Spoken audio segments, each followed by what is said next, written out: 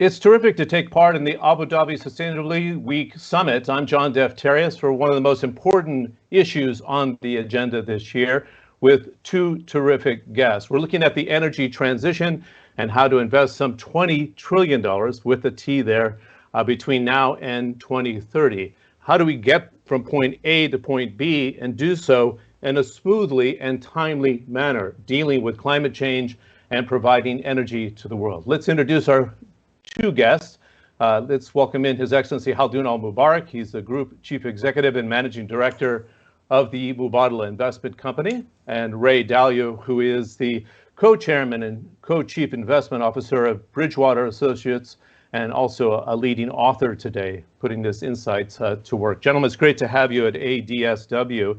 And Your Excellency, I wanted to start with you because I was looking back at the Rio Agreement and then the Kyoto Protocols leading up to the Paris Climate Agreement. We've been working at it for 30 years and we seem to be in a rush now to deal with climate change. But then you have the dual challenge of meeting the world's energy needs, as you know. I'd love to get the Abu Dhabi perspective on the supply chain, the energy mix today, and how you make sure that we don't falter in the energy transition, if you will, worldwide. First of all, John, it's a pleasure seeing you. Ray, as always, both a pleasure and honor to being with you on a panel. Thank you for making the time. I know we're all meeting up here in different time zones, so it's a pleasure to see you. I also want to say, when I agreed to join this panel and to be part of this conference, I was pretty highly confident that we're going to have that and we're going to be all together in the same place. It is very unfortunate that we are still doing this virtual thing. So, my apologies for that. Hopefully this is one of the last of these sort of conferences in which we're going to be able to transition into more and more in-person discussions. We all know the value of these sort of conversations, particularly when we have them in person. I think when I look at your question today, responding to this climate emergency and enabling the energy transition and decarbonization, while keeping, and this is the key thing, while keeping the global systems functioning. That to me is the single biggest challenge that we are all facing globally in this generation. And I think, your question when it comes to the responsibility of countries, of institutions, of different types of actors in dealing with this incredible challenge. I think it also, part of it is maintaining a key part of this, when we say that these two magic words, energy transition, maintaining the transition part to be done effectively, efficiently, and without compromising the supply chains and the costs on the people around the world. And I think that part of it, when you look at the UAE, when you look at Abu Dhabi, when you look at us here in this region, I think that balance, being hydrocarbon producers and being part of this energy transition story, gives us, I think, a dual responsibility. One, to maintain and to continue to play our part in the traditional hydrocarbon story and making sure that these supply chains and that we minimize disruptions to these supply chains. So there's a responsibility, that we should not forget on the hydrocarbon side, combined with, of course, the responsibility on the climate change side by investing and being part of this energy transition. And I think here in Abu Dhabi, what we've been trying to do over the last, I would say, 20 plus years is to responsibly play our part in both. And that balance is really been our challenge over the last 20 years. And I think we've done a pretty good job in maintaining, I think, a high level commitment on both sides that is respectable of Indeed, of the and you're ask. going to be hosting, of course, COP28, which will be an interesting opportunity following what's going to be taking place with Egypt. Also, you have the nuclear power plant Baraka in operation as well, which is clearly coming to the fore today. Ray, I'd like to get to your U.S. perspective, the largest capital market, and the importance of government, if you will, setting up the right framework. We saw the hurdles that Joe Biden was trying to cross with the infrastructure bill, which has not been passed. They had a lot of green credentials packed into that. How important is that for the U.S. to lead on the policy framework so those on Wall Street, like your good self, can pick the sectors to jump into aggressively? First of all, let me say that there's an operational aspect to all of this.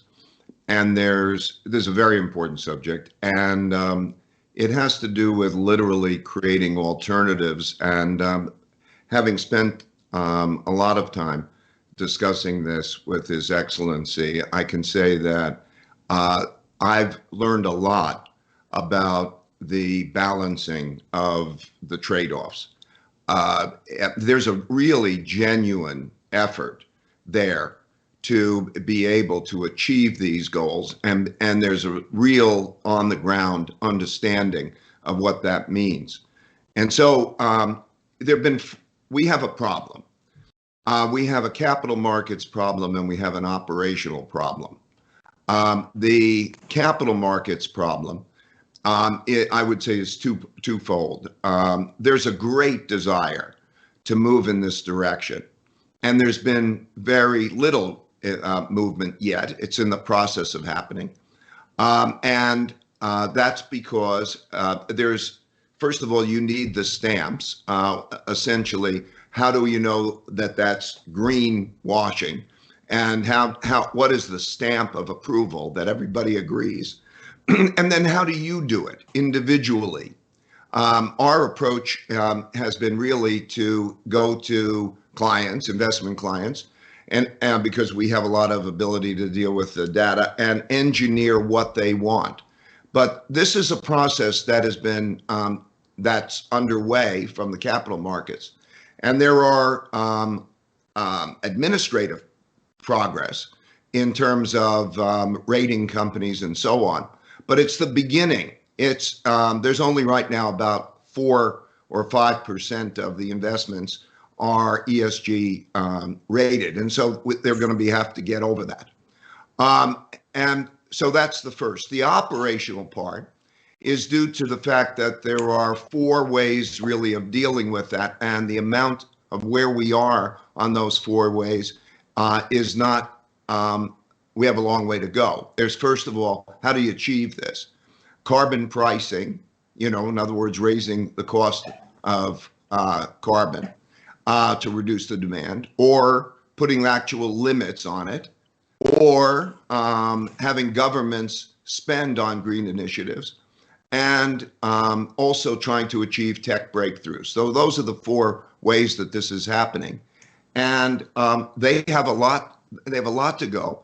And it's also going to be inflationary because we don't yet have the technologies, the things in place to achieve it. So there's a race between the time that a great deal of progress needs to be made and the actual capacity to fill that.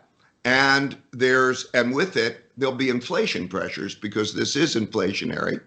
And with that can also bring in political implications. So there are barriers. We have to look at those trade-offs, I think. Thanks very much, Ray, and I'll come back on a couple of those issues that you raised already. Khaldoon, I'd love to have you address this consolidation of assets, if you will, between Mubadala Investment Company, ADNOC, the national oil company, and TAQA, which is a utility. Why these cooperation between the 2 major entities in Abu Dhabi? What does it achieve in terms of this energy transition within the country? Membership in the Hydrogen Council, for example, ADNOC being a low carbon producer, TAQA bringing on this renewable capacity. What was the strategy there?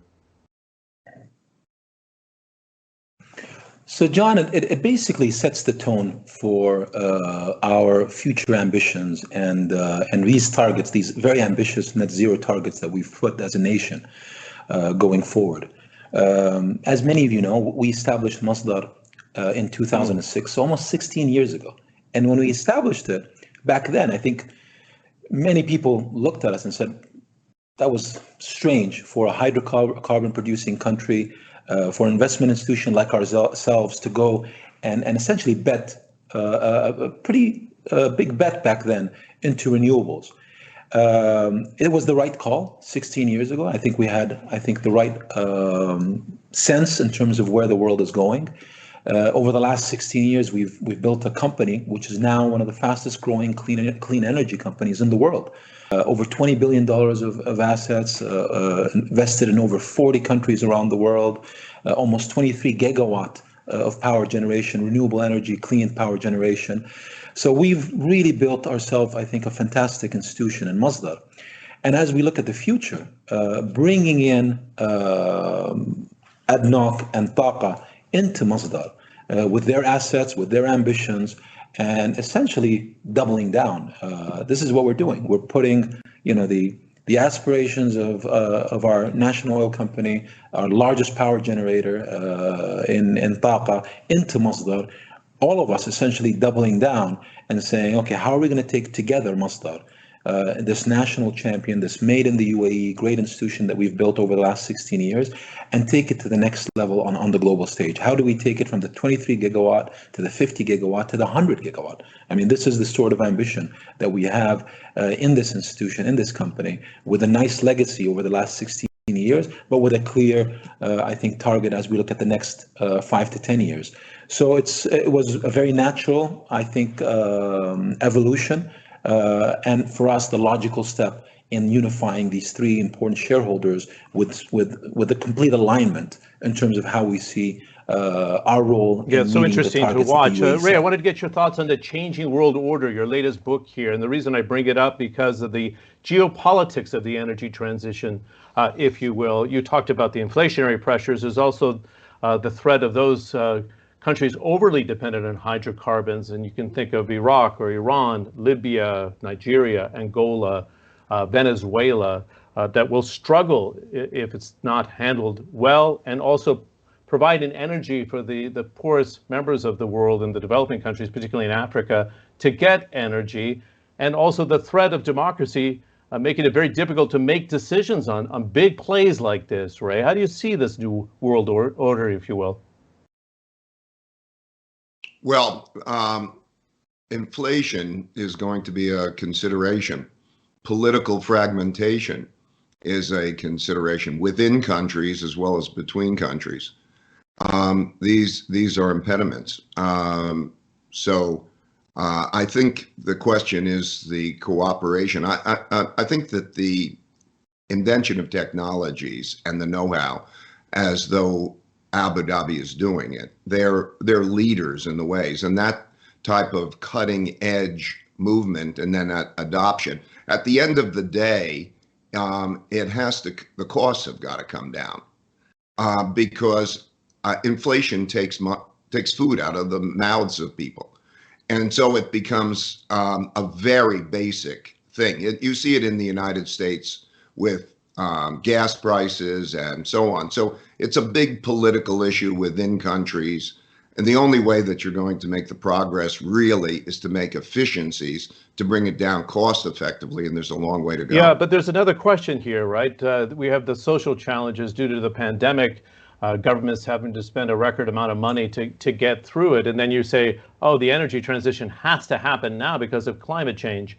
Khaldoon, this is a dual challenge, is it not? And Ray, why don't you jump in after Khaldoon on these very vital issue, the crowding out of capital?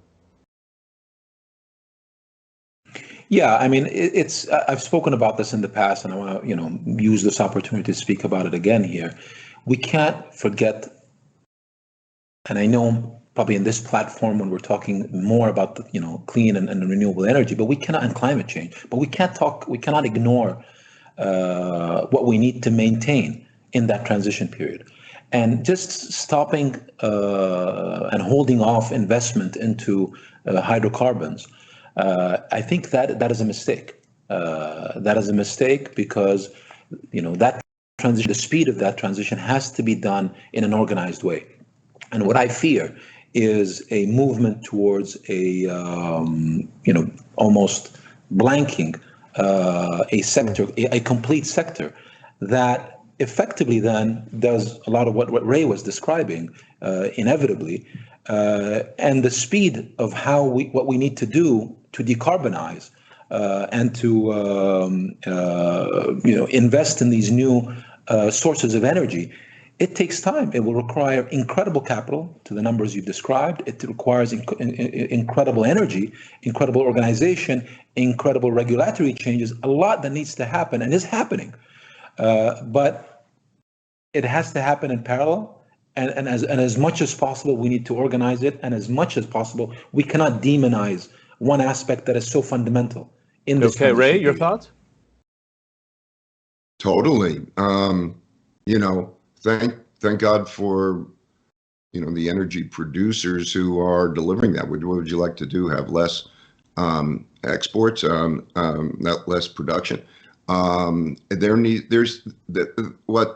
His Excellency referred to is transition, right? It's a big transition period, and there's trying to cram a lot into that transition period very fast, and because of that, it has to be smartly thought out, and politics and the costs of that enter into that calculation if one wants to be really realistic about making that happen. Like the 20 trillion, all the stock markets in the world combined are like 90 trillion. And so now, you need a lot, and even literally the ability to make those investments of what is green and how do I do that and what is the regular is just beginning. So there's a lot to be accomplished. Smart transition probably should be the headline. How do you engineer smart transition? Okay, Ray, I want to follow up with you quickly, and then I'll give the last question to His Excellency Khaldoon Mubarak. Is there a risk of gridlock in the democracies of the world? I know this is a provocative question that holds up the energy transition, where we don't get the international collaboration and cooperation that you need from the World Bank, the International Monetary Fund, the United Nations. The list can go very long here, but is that something that you address in your book and you have great concerns about?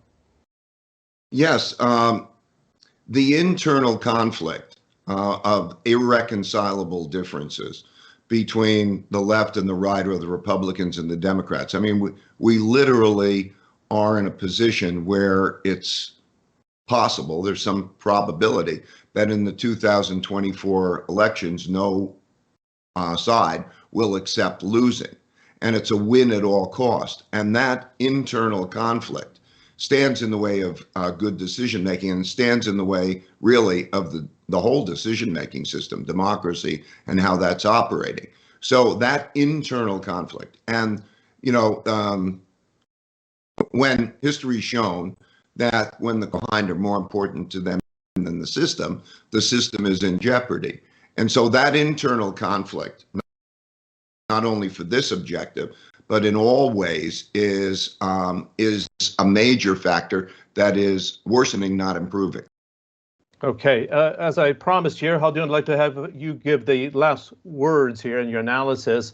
When you got into the nuclear operation at Mubarak, you're the chairman of that company. Everybody said, geez, why are they doing something like that? You've invested in natural gas at Mubarak, petroleum. The European Union has acknowledged that those two sources of energy are vital in this transition. What will this mean for Abu Dhabi Inc., the UAE, and then eventually in the Sovereign Investment Fund?